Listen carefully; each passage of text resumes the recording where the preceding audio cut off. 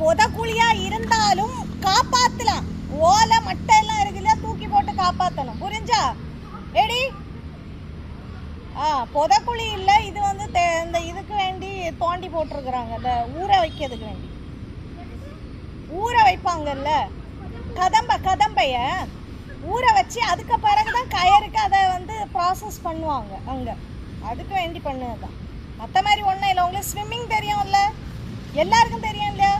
அவ்வளோதான். இது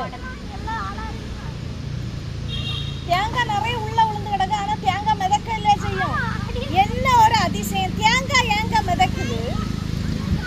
தேங்காய் ஏன் மிதக்குது? கனமாக தானே இருக்கு. அது ஏன் காரணம் என்ன சொல்லுங்க, என்ன காரணம்? உனக்கு அவார்டு தரணும், நீ இங்க வா. என்ன இருக்கு? ஏர் இருக்கா? பரவாயில்லையே, நான் இப்பதான் சிந்திக்கிறேன். இவன் பல நாட்களா சிந்திப்பானு.